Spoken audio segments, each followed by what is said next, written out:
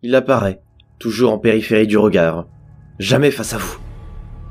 Vous avez beau vous retourner à chaque courant d'air, vous ne le verrez jamais de face. Mais quelque chose est sûr, malgré tout ce que vous vous dites pour vous rassurer, il est là, juste derrière vous, à vous épier, en silence.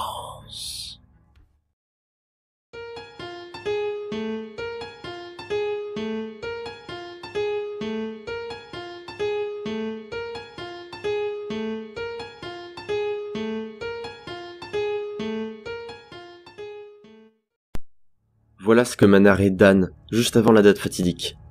Il le suivait. Il n'avait aucune idée de qui c'était, ni pourquoi il le suivait, mais c'était un fait. Il se faisait poursuivre. Ses pas résonnaient comme une danse morbide. À chaque fois qu'il se retournait, hop, plus rien.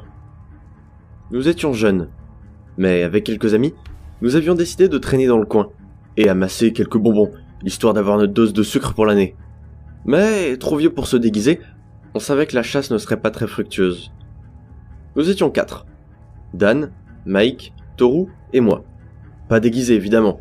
Quand nous sommes partis, il faisait encore jour. Mais malgré ça, Dan commençait à le voir. Il me l'a dit d'abord comme un ressenti. Puis, il a commencé à se retourner fréquemment. J'avais remarqué ça, et je l'avais questionné dessus. Il m'a d'abord dit que ce n'était rien. Puis, quand nous sommes arrivés au point de rendez-vous que s'était donné le quartier pour commencer à la tournée des bonbons, il nous a enfin avoué qu'il sentait qu'on le suivait. Ça nous a amusés, et on s'est mis en tête de regarder en toutes les directions, de façon à ne laisser aucun angle mort pour Dan. On était restés comme ça, sans bouger, pendant quelques minutes, avant qu'un vieux m'écrase le pied de sa canne.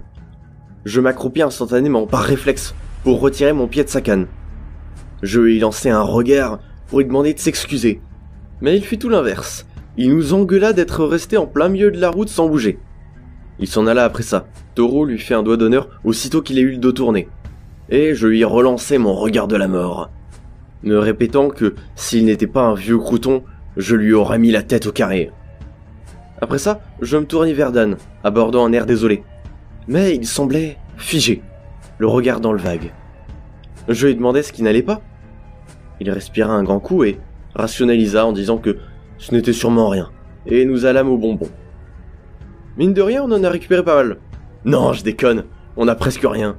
Quelques chocolats et d'autres bricoles que les sales gamins qui nous précédaient ne voulaient pas. Bref, que de la réglisse. Et personne n'aime la réglisse. Sauf ceux qui ont perdu espoir en l'humanité. Donc on a tout donné à Mike. Mais ce n'était pas le plus important. Après, on comptait aller au buffet des adultes. Et il y aurait pas beaucoup de bonbons, mais on pourrait y voler quelques chips, voire une bouteille d'alcool. Et ça ce serait pas mal. Mais au moment d'y aller, nous avions remarqué une maison éclairée, dont il semblait que les enfants n'étaient pas allés. On se regardait tous avec un petit sourire en coin, avant de se mettre en route vers cette maison. C'est le vieil homme qui m'avait écrasé le pied qui nous ouvrit. Il consentit à nous donner quelques bonbons, mais il en donna beaucoup plus à Dan, sans que l'on sache pourquoi. Mais bon, sur le moment on s'est pas plus posé de questions. Il nous avait alors déjà donné plus que les autres, alors je ne me sentais pas de chipoter sur les détails. Avant de partir, il m'arrêta, en me prenant par le col. Je crus qu'il voulait s'excuser de m'avoir écrasé le pied tout à l'heure, mais au lieu de ça, il me demanda d'emmener son ami chez lui demain. Je lui enlevis la main qui me tenait, pour m'en aller, énervé. J'ai rejoint mes amis plus tard. Dan semblait bien plus anxieux maintenant que la nuit était tombée. De la sueur était maintenant visible sur tout son visage. On est allé au buffet des adultes.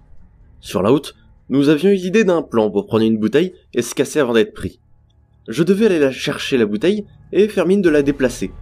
Puis Toru la prendrait et la déplacerait un peu plus. Ainsi de suite jusqu'à être le plus proche de la sortie. Je fis ma part, et je ne pus empêcher de prendre un chamallow au passage. Et c'est là que je me suis rendu compte que je saignais. Quelques gouttes de sang étaient tombées sur le dit bonbon. Je nettoyai aussitôt la trace du liquide, pour m'en aller avec mes amis. Finalement, nous n'avions pas pu prendre la bouteille. Dan s'était dégonflé au dernier moment. Sans s'en rendre compte, il était devenu bien plus à cran qu'avant. Il continuait de répéter qu'on le suivait. Finalement, on est revenu à la maison. On avait prévu de dormir ensemble pour parler un peu avant de dormir.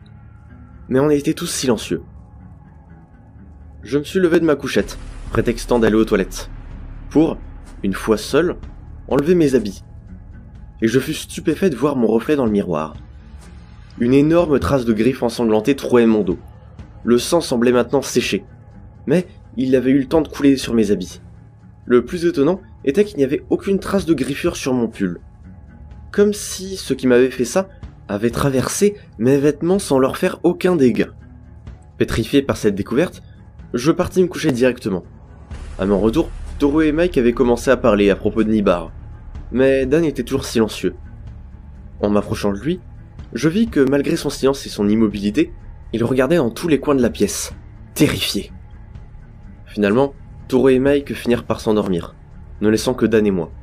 J'ai essayé une fois de commencer une conversation, mais il me répondit qu'il ne se sentait pas très bien, qu'il était sans doute malade et qu'il n'avait pas envie de parler. Je n'ai pas plus à insister, et j'ai fini par m'endormir à mon tour. À mon réveil, après quelques minutes de divagation, j'ai fini par me lever et prendre le petit déjeuner. Mais en traversant la chambre, j'ai pris conscience que Dan avait disparu. Il ne restait dans son sac de couchage qu'une citrouille, bien ronde et à moitié croquée. De cette citrouille sortait du sang humain. Immédiatement après cette vue, je pris mon pantalon instinctivement, puis je pris la citrouille et je courus vers la maison du vieil homme, me rappelant de ses paroles. Et, me voyant arriver, il m'invita à entrer, me déclarant qu'il avait tout préparé. Il me dirigea vers son salon, pour que je lui attende. Il partit seul avec la citrouille. Son salon était agréable à séjourner. Il y avait plusieurs photos de sa famille, mais il semblait qu'il vivait ici seul. Je pus reprendre mon souffle, et mes esprits. Après ces événements, j'en avais bien besoin. D'abord ma blessure, puis maintenant ça. Le vieil homme revint avec 2 assiettes contenant une bouillie rougeâtre. Il me dit d'en manger, et qu'il allait tout me raconter. Le vieux m'avoua que s'il m'avait écrasé le pied hier soir, c'était pour me sauver la vie. Que s'il ne l'avait pas fait, ça aurait été ma tête qui aurait été déchiquetée comme l'était mon dos. Je fus surpris qu'il sache pondre d'eau. Je posai mon assiette, le regardant intensément, et me demandant ce que c'était. Il en prit une bouchée, et me dit, très calmement, que c'était mon ami. Qu'une fois qu'il l'avait pris pour cible, c'était terminé. On ne peut plus rien faire pour sauver sa victime. Il avait même essayé de sauver sa femme, en vain. Celui qui se cache. C'est comme ça que le vieux l'avait appelé. Il n'aime pas se faire voir. Il reste toujours discret pour le commun des mortels. Mais il s'arrange toujours pour être dans la vue périphérique de sa victime. Et, s'il lui est impossible de l'être, il n'hésite pas à tuer tous ceux qui se mettent en travers de sa route. Au bout de plusieurs heures, quand sa victime s'endort, celui qui se cache la transforme en citrouille pour la dévorer gouleusement. Mais, heureusement, il ne la mange jamais entièrement. Pourquoi heureusement ? Eh bien, figurez-vous qu'une fois transformé en citrouille, mon ami avait maintenant un goût délicieux, mordant dans ce qui avait été autrefois mon partenaire de jeu. Je vous avoue que j'y ai pris un certain plaisir. Mike et Toru ne surent jamais ce qui s'est passé ce soir d'Halloween. Personne, sauf le vieux et moi. Maintenant que j'y ai goûté, ce sentiment, cette texture, cet arôme, me manque de plus en plus. Halloween n'est plus pour moi une fête où l'on s'amuse à se faire peur, mais où l'on attend la venue de la cible de celui qui se cache. Quand elle vient frapper à la porte, je m'arrange toujours pour lui donner le plus de bonbons possible, pour que son arôme soit bien sucré. Encore une fois, j'ai repéré quelqu'un qui est devenu la cible de celui qui se cache, me léchant les babines, en pensant à son corps qui sera dans quelques heures bien juteux et bien sucré.